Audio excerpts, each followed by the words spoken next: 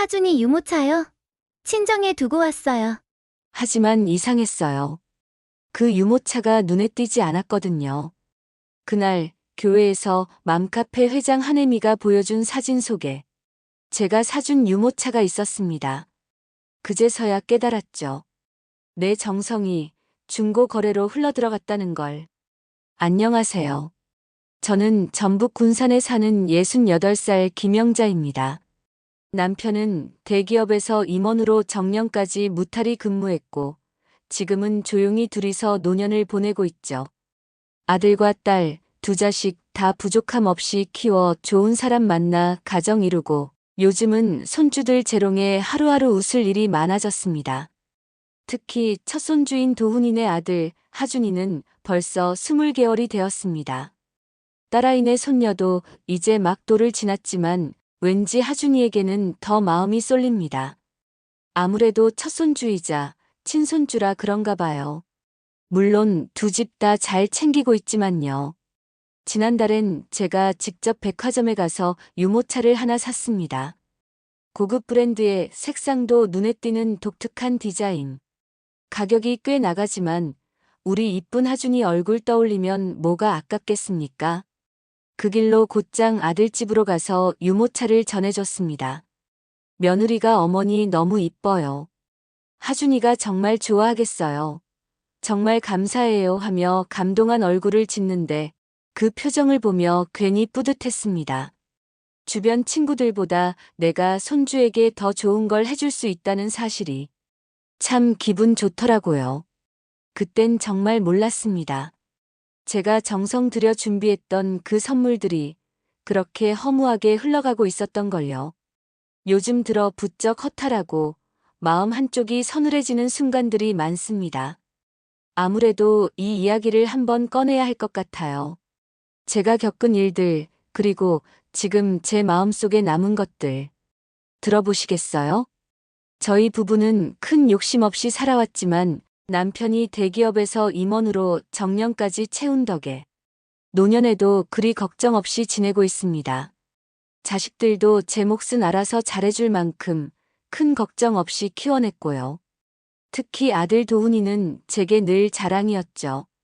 지금은 제가 명의만 빌려준 상가에서 꽤 규모 있는 카페를 운영하고 있어요. 장사가 잘 되는 편이라 그런지 명절마다 넉넉하게 선물도 챙겨오고 전화도 자주 걸어오는 아들이죠. 사실 저는 잘 알아요. 그 애가 저한테 잘하는 건 마음 100%라기보다 어느 정도는 앞으로 물려받을 것에 대한 기대 때문이라는 걸요. 그래도 가족이니까 이해하고 덮게 되더라고요. 결혼하고 한동안 아이가 없다가 하준이가 태어났을 땐 정말 기뻤어요. 첫 손주였고 도훈이 부부도 많이 기다렸던 아이였으니까요. 하준이가 울고 웃는 매 순간이 신기했고 어떻게든 좋은 것만 해주고 싶었습니다. 딸아이네도 아이가 태어나긴 했지만 하준이는 첫 손주이자 제게는 특별한 존재였죠. 어디서든 우리 하준이는 말이야 하며 자랑하기 바빴습니다. 지난달엔 마음먹고 백화점에 들러 고급 유모차를 하나 샀어요. 색상도 고급스럽고 디자인도 특이해서 눈에 확 띄는 제품이었죠. 며느리 윤정이는 그 자리에서 눈시울까지 붉히며 말했어요. 어머니, 저희는 이런 건 상상도 못했어요. 매번 정말 감사합니다. 그 말을 들었을 때 괜히 마음이 뭉클하면서도 친구들에게 은근 자랑할 수 있어 기분이 좋았습니다. 윤정이가 아이를 키우느라 힘들까봐 반찬 정도 챙겨주는 일 외엔 제가 먼저 며느리 집에 들이닥치는 일은 거의 없었어요. 요즘 젊은 부부가 시어머니 드나드는 거 불편해하는 거 저도 아니까요. 대신 도훈이 내외가 주말마다 우리 집에 들렀고 하준이 얼굴 볼 수 있는 날은 그날 하루가 다 감사하게 느껴졌죠. 그런데 시간이 지나면서 어느 순간부터 그 유모차가 보이지 않았습니다. 우리 집에 아이들이 와도 외식하는 일이 잦아 항상 챙겨왔었거든요. 처음엔 별 생각 없이 넘겼죠. 유모차가 커서 트렁크에 넣기 힘든가 싶었거든요. 그래도 초반엔 항상 챙겨왔었는데 그런데 하준이와 외출할 때마다 늘 안고 나가는 모습이 눈에 밟히기 시작했어요. 사줬던 장난감과 예쁜 옷도 좀처럼 눈에 띄질 않았습니다. 그러다 결국 진실을 알게 된 건 아주 뜻밖의 자리였습니다. 주일 예배 끝나고 식당에서 마주친 한혜미 씨, 우리 지역 맘카페 회장으로 유명한 분인데 자기 조카에게 유모차를 사줬다며 들뜬 얼굴로 말하더군요. 선생님, 저 완전 득템했잖아요. 맘카페에서 거의 새거 같은 유모차 반값에 샀다니까요. 하면서 보여준 사진 속 유모차. 그건 분명 제가 하준이 주려고 백화점에서 골라온 바로 그 유모차였습니다. 청록색 프레임, 가죽 손잡이, 옆에 작게 박힌 로고까지. 너무 선명하게 기억나는 그 모습에 숨이 막히는 듯 했습니다. 이거 어디서 샀어? 떨리는 목소리로 물으니 혜미 씨는 우리 맘카페 중고장터에 올라왔던 거예요. 판매자도 젊은 엄마 같더라고요 하고 웃으며 말했죠. 그날 저녁 남편과 마주 앉아 아무 말도 못한 채 식탁 위에 놓인 하준이 사진만 오래 바라봤습니다. 이상하다 느끼면서도 애써 외면했던 마음이 그제야 아주 천천히 그리고 뚜렷하게 깨지기 시작했습니다. 며칠을 고민했습니다. 직접 물어보는 게 맞을까? 아니야, 내가 잘못 본 걸 수도 있잖아. 마음 한구석에선 자꾸 의심이 피어올랐지만 또 한편으론 그저 우연이길 바랐습니다. 그러다 결국 조용히 확인하기로 마음먹었습니다. 그 주 주말 도훈이네가 평소처럼 집에 오겠다고 연락이 왔고 저는 아무렇지 않은 척 전날 미리 하준이 좋아하는 반찬들을 준비해뒀죠. 윤정아, 날씨도 좋은데 하준이랑 산책 한 바퀴 돌까? 식사 후 조심스럽게 꺼낸 말에 윤정이 얼굴이 단번에 굳는 게 느껴졌습니다. 아, 어머니, 오늘은 좀 밖에 바람이 불어서요. 아기 감기 걸릴까봐. 그래도 햇볕 쬐면 좋잖아. 유모차에 태우면 괜찮을 텐데. 그 순간 잠시의 침묵. 윤정이는 시선을 피하며 머뭇거리더니 작은 목소리로 대답했습니다. 그 유모차는 지금 친정에 있어요. 지난번에 갔을 때 그냥 두고 와서요. 순간 속이 확 차가워졌습니다. 표정은 애써 무표정으로 유지했지만 속으론 이미 확신이 들었죠. 말도 안 되는 변명이었습니다. 아니, 왜 친정에 두고 왔어? 하준이 태우려고 산 건데. 차에 실어오면 되잖아. 제가 조금 더 단호한 목소리로 묻자. 윤정이는 눈을 피하며 말을 더듬기 시작했어요. 그게 차가 좁아서요. 다음에 갈 때 가져올게요, 어머니. 그때였어요. 하준이가 거실에서 놀다가 작은 접이식 이동 유모차를 끌고 나오는 걸 봤습니다. 예전에 아들 친구가 준 저렴한 제품이었죠. 고개를 돌린 윤정이의 귀까지 붉어져 있었습니다. 그제야 퍼즐이 맞춰졌습니다. 유모차만이 아니었습니다. 생일에 사줬던 브랜드 운동화, 돌 때 맞춰 준비했던 장난감 세트. 요즘 통 보이지 않던 것들이 하나둘 떠올랐어요. 식탁에 앉아있는 남편도 그 분위기를 느꼈는지 저를 조용히 바라보다가 고개를 숙였습니다. 도훈이는 아무것도 모른다는 듯 하준아 아빠랑 공놀이 할까? 하며 웃고 있었고요. 그날 밤 잠이 오질 않았습니다. 이 모든 걸 남편에게 말해야 할지 그냥 모른 척 지나가는 게 나은 건지 머릿속이 복잡하게 얽혀 있었습니다. 하지만 한 가지는 분명했습니다. 이건 단순히 물건 하나의 문제가 아니라는 것.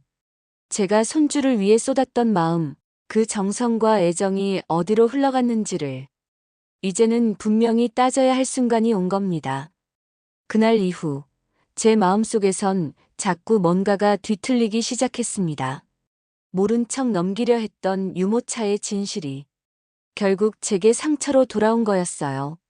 며느리가 거짓말을 했다는 사실, 그보다 더 아픈 건 제가 베푼 마음을 아무렇지 않게 팔아넘겼다는 현실이었습니다. 그 주 수요일 아들 도훈이에게 조심스레 물어봤습니다. 도훈아, 하준이 유모차 잘 쓰고 있지? 순간 도훈이 얼굴이 굳더니 물컵을 손에 쥔 채 작게 한숨을 내쉬더군요. 엄마, 그 얘기는 그냥 넘기면 안 될까? 이미 알아차렸잖아. 그 말 한마디에 제 속이 바닥까지 내려앉는 기분이었습니다. 너 알고 있었니? 윤정이가 말 안 한 거 미안해. 근데 그 유모차가 좀 불편하다고 하더라고. 무거워서 잘 안 쓰게 됐대. 무겁다고요? 백화점에서 고르고 골라 산 유모차였습니다. 무게도 가볍고 기능도 좋은 모델이었고 2살 된 아기가 잠깐 쓸 유모차를 1,000만 원 주고 샀습니다. 불편해서 안 쓴다니. 그 말이 정말일까요? 아니면 그렇게 둘러댄 걸까요? 도훈아, 엄마가 그 유모차 가격이 얼마인지 알고나 있니? 하준이 태어나고 처음으로 큰맘 먹고 사준 거였어. 그걸 그렇게 말도 없이 처분해버리는 게 그게 그렇게 쉬운 일이니? 제 말에 도훈이는 아무 대답도 하지 못했습니다. 그저 입술을 꼭 다문 채 고개만 푹 숙이고 있었죠. 그 모습이 오히려 더 서러웠습니다. 윤정이 혼자 그런 일을 저질렀을 리 없다는 생각이 자꾸만 머릿속을 스쳤습니다. 며칠 뒤 우연히 맘카페를 둘러볼 일이 있었습니다. 한혜미 씨의 조언대로 가입해둔 카페였죠. 혹시 하는 마음에 중고거래 게시판을 뒤지다가 익숙한 이름을 발견했습니다. 윤정이뿐이. 윤정이의 카카오 프로필과 같은 아이디였습니다. 그리고 그 아래 나열된 글들. 거의 새거 돌 선물로 받은 고급 완구 프리미엄 유아 의자 팝니다. 사촌이 선물해줬는데 우리 아이랑 안 맞아서요. 제 손이 덜덜 떨리기 시작했습니다. 제가 사줬던 유아 의자, 범퍼 침대, 하준이 첫 생일 선물로 챙긴 장난감까지 하나하나 거기 올라와 있었습니다. 사진을 확대해보니 제가 직접 리본을 묶어 포장했던 흔적까지 남아 있었죠. 그 순간 더는 참을 수 없었습니다. 눈물이 났고 분노가 일렁였고 무엇보다도 배신감이 깊게 파고들었습니다. 그날 저녁 남편에게 조용히 말했습니다. 당신 그 상가 도훈이한테 계속 맡겨도 되겠어요? 남편은 한참을 생각하더니 어차피 명의는 당신 거야. 결정은 당신이 해. 남편이 그렇게 말해준 건 처음이었습니다. 그 말에 등을 떠밀린 듯 다음날 저는 부동산에 연락을 넣었습니다. 상가명의 이전 절차를 고려하고 새로운 임차 계약 조건을 검토해달라고 말이죠. 제게 준 정성을 이렇게 무시한 사람들에게 더는 기대할 것도 맡길 것도 없다는 걸 뼈저리게 깨달은 순간이었습니다. 며느리에게 따로 연락을 하진 않았습니다. 굳이 따지듯 묻고 싶지 않았어요. 대답이 뻔할 거란 걸 이제는 알 것 같았거든요. 괜한 말 섞어봤자 내 속만 더 상하겠구나 싶어. 차라리 침묵을 택했습니다. 며칠 뒤 도훈이에게 전화가 왔습니다. 엄마, 무슨 일 있어? 상가 계약 관련해서 부동산에서 연락 왔다던데? 목소리엔 당황한 기색이 역력했습니다. 저는 담담하게 대답했습니다. 그거 그냥 원래대로 돌리려 해. 이젠 내 손에서 직접 관리하는 게 나을 것 같아서. 아니, 갑자기 왜 그래? 엄마가 해준다고 해서 시작한 가게잖아. 나 지금 직원도 많고 매장도 확장 준비 중인데. 도훈이 목소리가 점점 격해졌습니다. 그 순간 제 안에 남아있던 마지막 정이 스르르 꺼지는 걸 느꼈습니다. 도훈아, 엄마가 뭘 기대해서 너한테 그 상가를 맡겼을 것 같니? 그저 내가 가정을 잘 꾸리고 아이도 잘 키우고 내가 해주는 것들 고맙게 여겨주면 그걸로 충분했어. 근데 지금 너희가 하는 걸 보니 그 마음조차도 부담스러웠던 것 같더라. 잠시 정적이 흘렀고 도훈은 한참을 말없이 있다가 낮은 목소리로 말했습니다. 윤정이랑 얘기해 볼게. 그날 이후로 도훈이도 윤정이도 연락을 줄였습니다. 주말에 오던 방문도 뜸해졌고 하준이 얼굴도 몇 주째 보지 못했습니다. 대신 딸 정아가 더 자주 찾아오더군요. 엄마, 괜찮아? 오빠네랑 무슨 일 있었어? 물어보는 딸에게 말은 아꼈지만 마음은 정아 쪽으로 기울고 있었습니다. 정아야, 혹시 엄마가 나중에 뭐 하나 맡기면 너는 엄마 편 될 수 있겠니? 딸은 놀란 듯 하다가 이내 말없이 제 손을 꼭 잡아주었습니다. 남편도 조용히 고개를 끄덕이며 말했죠. 이제 정리할 건 정리하자. 우리가 아등바등 모은 거, 우리 마음 알아주는 쪽으로 넘기는 게 맞지 않겠어? 그날 밤 오랜만에 남편과 둘이 와인을 한 잔 마시며 웃어본 것 같습니다. 잠시 마음이 편해졌지만 그 편안함 속에서도 이상하게 꺼림칙한 예감이 들었습니다. 도훈이 그 아이가 이대로 가만히 있을까? 윤정이가 정말 그저 조용히 넘어갈까? 무언가 더 근본적인 것이 아직 남아있는 건 아닐까? 그리고 그 불안은 곧 현실이 되기 시작했습니다. 그날 이후 아들 집에서는 연락이 끊겼습니다. 전화 한 통, 메시지 하나 없더군요. 처음엔 저도 그냥 넘어가려 했습니다. 시간이 지나면 괜찮아지겠지. 내가 너무 예민했나 싶기도 했고요. 그런데 한 달 가까이 흘러도 아무 소식이 없었습니다. 답답한 마음에 제가 먼저 전화를 걸었습니다. 도훈아, 요즘 어떻게 지내니? 하준이 감기 안 걸렸지? 처음엔 차분하게 말했지만 수학이 넘어 도훈이 목소리는 싸늘했습니다. 엄마, 지금 그런 얘기할 상황 아니잖아. 무슨 소리야? 상가 계약 문제. 윤정이가 그 일로 너무 스트레스 받아서 요즘 잠도 못 자. 엄마가 그렇게까지 해야 해? 그 말에 가슴이 탁 막혔습니다. 내가 뭘 그렇게 했는데? 너희가 말도 없이 엄마가 해준 물건들 팔아버린 건 괜찮고 내가 상가 정리하겠다니까 그게 그렇게 괘씸하니? 한참을 말없이 있던 도훈이 마지못해 내뱉듯 말했습니다. 윤정이 좀 억울하대. 고작 유모차 하나 가지고 이럴 줄 몰랐다고. 엄마가 너무 큰일로 만든 거라고 생각하는 것 같아. 순간 어이가 없어 웃음이 나왔습니다. 고작? 그 유모차가 고작이야? 너는 하준이 아빠면서 엄마가 어떤 마음으로 그걸 샀는지 한 번이라도 생각해 봤어? 그때부터 도훈이도 점점 격해지기 시작했습니다. 엄마가 우리 다 감당할 수 있을 거라 생각했잖아. 그깟 물건 하나 팔았다고 이렇게까지 할 일은 아니라고 생각했어. 윤정이도 아기 키우느라 정신없었고. 그 말을 들으며 저는 조용히 수화기를 내려놓고 싶었습니다. 도훈이조차도 이제는 윤정이의 시선으로 모든 걸 보고 있다는 걸 그제야 알았거든요. 며칠 뒤 교회 앞에서 한혜미 씨가 저를 붙잡았습니다. 선생님, 괜히 불편한 얘긴데 혹시 이거 아세요? 그녀가 조심스럽게 꺼낸 휴대폰 화면엔 맘카페 게시판이 떠 있었습니다. 시아버지 건물에서 장사했더니 을 취급받았다. 시가에서 손주 물건 팔았다고 난리. 어른들이 준 거 부담돼서 되파는 건 죄인가요?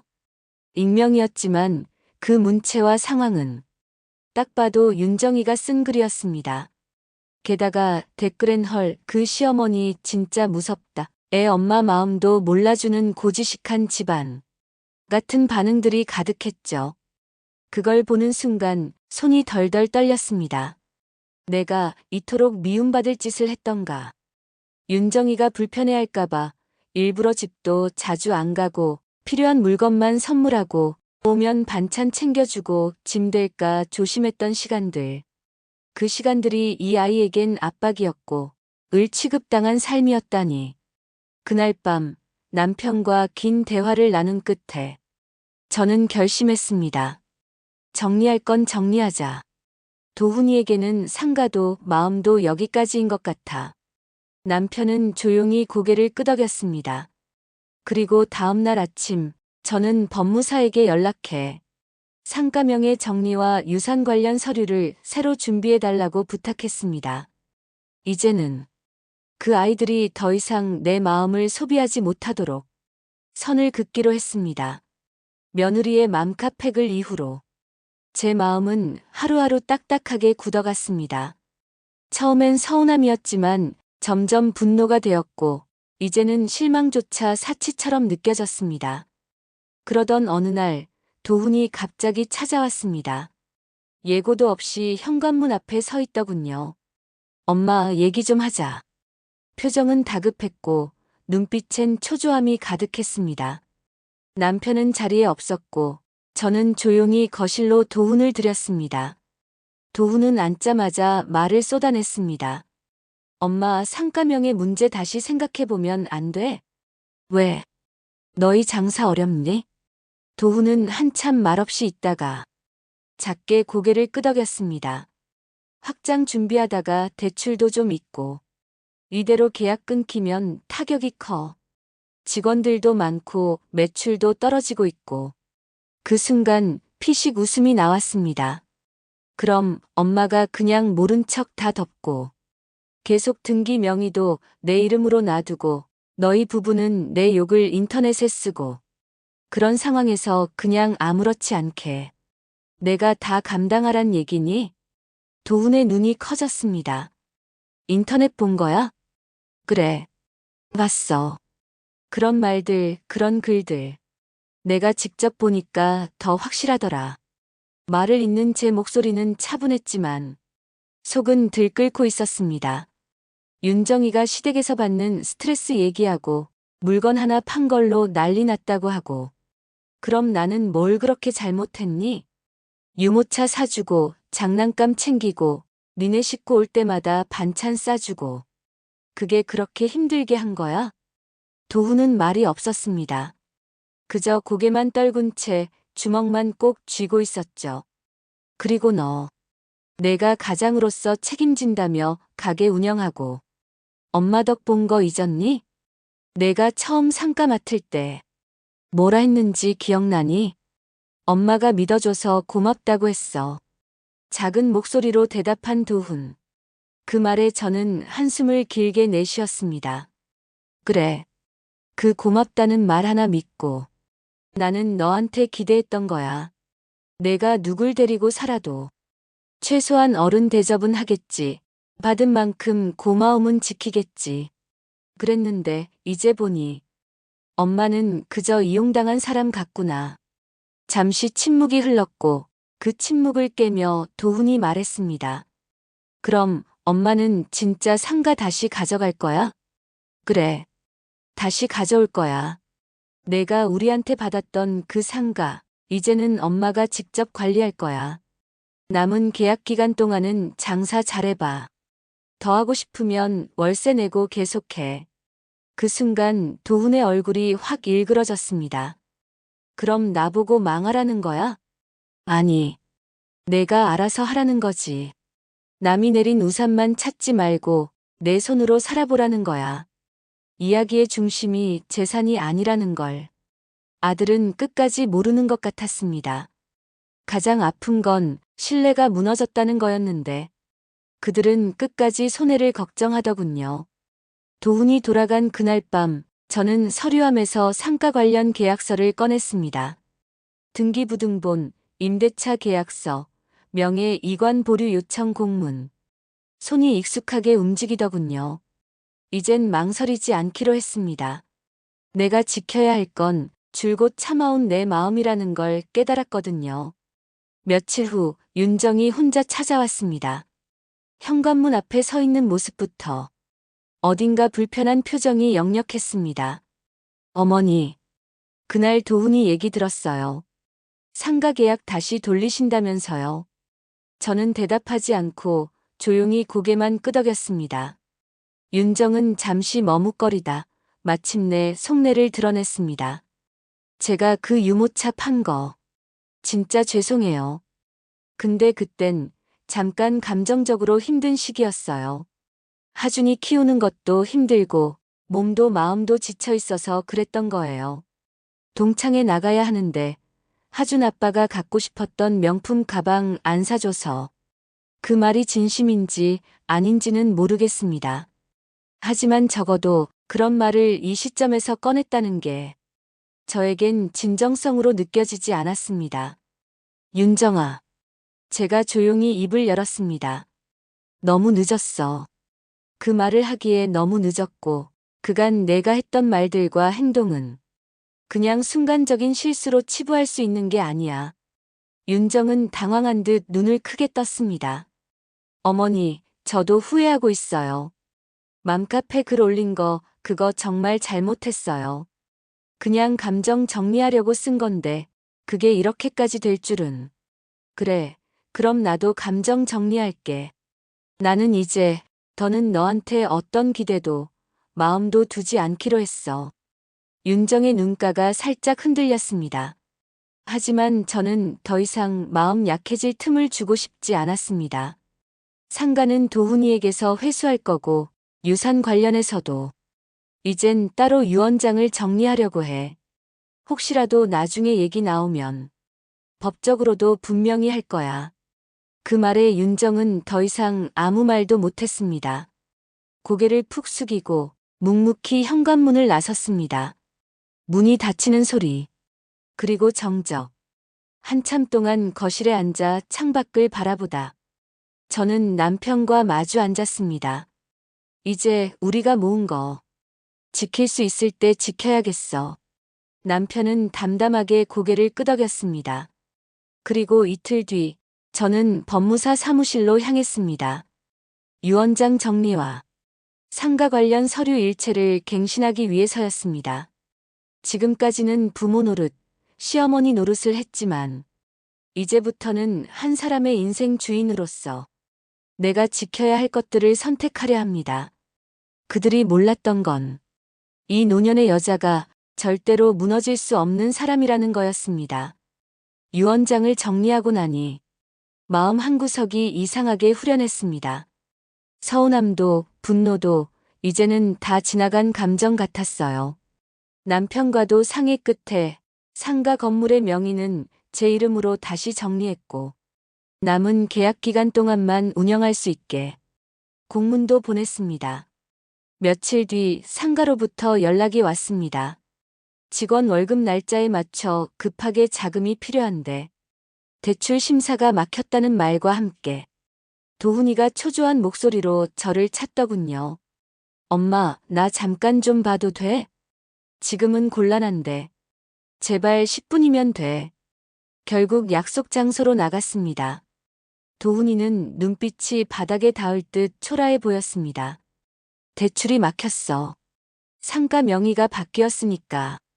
은행 쪽에서도 신용도 낮게 보고 임대 연장도 안 된다고 하면 나 진짜 곤란해져. 저는 조용히 그 말을 듣고 있다가 차분하게 물었습니다. 그럼 엄마가 다시 이름 돌려주길 바라는 거니? 아니, 그게 아니고. 그냥 월세라도 좀 유하게 해주면 안 돼? 이 말을 들으며 저는 얼마나 많은 시간을 그 아이를 위해 참았는지 한 번 더 떠올렸습니다. 도훈아, 엄마가 지금 너 불쌍해서 이 말하는 게 아니라 너한테 단호하게 해줘야 앞으로라도 정신 차릴 것 같아서 그래. 상가 계약은 예정대로 3개월 후 종료야. 그 안에 정리하든 새 계약서로 월세 내고 계속하든. 그건 너희 선택이야. 하지만 예전처럼 공짜는 아니야. 엄마 이제는 그냥 호구처럼 살아주지 않을 거야. 도훈은 고개를 떨궜습니다. 말없이 입술을 깨무는 모습에서 자기 잘못을 조금은 느낀 듯 했지만 그렇다고 진심 어린 반성까지는 아니었습니다. 그날 밤 윤정의 이름으로 남편 핸드폰에 문자가 왔습니다. 제가 그렇게까지 밉습니까? 정말 아기 때문에 그랬을 뿐인데 이렇게까지 해야 했나요? 저는 답장하지 않았습니다. 이젠 말로 푸는 시기는 지났으니까요. 그 주 주말 딸 정아와 남편과 함께 상가 근처 커피숍에 들렀습니다. 우연인 척 지나가다 본 도훈의 가게. 사람이 뚝 끊겼더군요. 매장은 썰렁했고 직원도 줄인 듯 보였습니다. 정아가 제 옆에서 말없이 제 손을 잡았습니다. 그리고 남편도 낮게 말했죠. 이제 이게 현실이란 걸 느끼겠지. 저는 작게 끄덕였습니다. 복수가 아니었습니다. 그저 내 마음을 되찾는 과정이었을 뿐입니다. 상가 계약 만료일이 다가올수록 도훈과 윤정의 얼굴은 날로 어두워졌습니다. 한때는 고객으로 북적이던 매장도 점점 발길이 뜸해졌고 이벤트성 마케팅에도 반응이 없다는 소문이 들려왔죠. 저는 일부러 그 가게를 찾아가거나 아이의 소식을 묻거나 하지 않았습니다. 이젠 내 역할은 거기까지라는 걸 스스로도 잘 알고 있었으니까요. 그러던 어느 날 교회 예배를 마치고 나오는데 낯익은 얼굴이 조용히 저를 기다리고 있었습니다. 윤정이었습니다. 그날따라 화장기 없고 눈가엔 피로가 역력했죠. 어머님 잠깐만요. 정말 마지막으로 말씀드리고 싶어서 왔어요. 저는 조용히 고개만 끄덕였습니다. 윤정은 한참 머뭇거리다 말문을 열었습니다. 상가 말이에요. 어머님이 월세 안 낮춰주신다는 얘기 들었어요. 연장 안 된다는 것도 알고 있고요. 저 더는 명예 돌려달라는 말 안 할게요. 그건 포기했어요. 숨을 고르던 윤정은 조심스럽게 이어갔습니다. 그냥 지금 가게 상황이 너무 안 좋아요. 지금 상황에 다른 데 옮기기도 어렵고 직원도 줄였고 하준이 어린이집도 못 보내고 있어요. 어머님 제발 장사만이라도 이어갈 수 있게 월세 조금만 낮춰주시면 안 될까요? 저는 윤정의 말을 조용히 듣고 있다가 천천히 시선을 그녀에게 옮겼습니다. 윤정아, 난 지금도 내가 내게 사과한 게 정말 미안해서 하는 말인지 아니면 그저 상황이 급해서 그런 건지 모르겠어. 윤정은 아무 말이 없었습니다. 그 순간 저는 마음을 정리하듯 말했습니다. 너희한테 상가는 더 이상 주지 않을 거야. 명의도 소유권도 모두 내 거고. 그건 바뀌지 않아. 윤정의 눈에 실망이 번졌지만 저는 말을 이었습니다. 하지만 하준이는 아무 잘못이 없어. 그 아이는 내 손주니까. 그 아이에게 필요한 모든 교육비는 내가 다 해줄 거다. 윤정은 놀란 눈으로 저를 바라봤습니다. 앞으로 2년. 딱 2년 동안만 지금처럼 가게 운영해. 월세는 받지 않을게. 그게 너희에게 내가 해줄 수 있는 마지막이야. 2년 동안 잘 정리해서 나가도록 해. 말끝을 흐리고 한참 서 있던 윤정은 작게 고개를 숙이고 돌아섰습니다. 그날 밤 남편과 함께 다시 유언장을 검토했습니다. 정아한테 다 주자. 남편은 말없이 고개를 끄덕였습니다. 딸 정아는 항상 그랬습니다. 어려운 시기엔 병원으로 달려와. 제 손을 잡고 있었고 명절이면 누구보다 먼저 찾아와. 아빠의 반찬 투정을 받아주던 아이. 정아는 언제나 저희 마음을 먼저 살폈고 그 어떤 상황에서도 부모를 원망하지 않았습니다. 그 아이에게 모든 걸 물려주기로 했습니다. 정아는 오빠를 용서하라고. 중간에서 조심스레 말한 적도 있었지만 저와 남편은 조용히 고개를 저었죠. 우리는 아들을 버렸습니다. 더는 기대하지 않기로, 더는 무너지고 싶지 않기로 했으니까요. 올해로 제 나이 72. 참, 인생 길고도 짧았습니다. 요즘 저는 정아랑 남편이랑 근교에 있는 작은 주말 농장에 다녀오곤 합니다. 까지 고추, 상추 같은 채소를 심고 하루에 한두 시간 흙을 만지는 시간이 이렇게 소중하게 느껴질 줄 몰랐어요. 남편은 매주 목욕탕 친구들과 장기를 두고 정아는 종종 집에 들러 김치며 찬거리를 채워놓고 갑니다. 그럴 때면 마음이 참 편안합니다. 하준이 소식은 그 아이 담임 선생님을 통해 듣고 있어요. 새로 전학 간 유치원에서도 잘 적응하고 말도 부쩍 늘고 활달하다고 하더군요. 학비며 유학자금은 제가 조용히 처리해 두었습니다. 부모에게 주고 싶진 않지만 하준이만큼은 제 사랑에서 멀어지지 않았으면 했거든요. 도훈은 가게를 접고 지금은 외곽에 있는 사무실에서 작은 온라인 사업을 시작했다고 들었습니다. 윤정은 마트 계산원으로 일하고 있고요. 정아는 여전히 오빠를 용서하라며 중간에서 말해옵니다. 오빠도 힘들었을 거야. 그래도 결국 가족이잖아.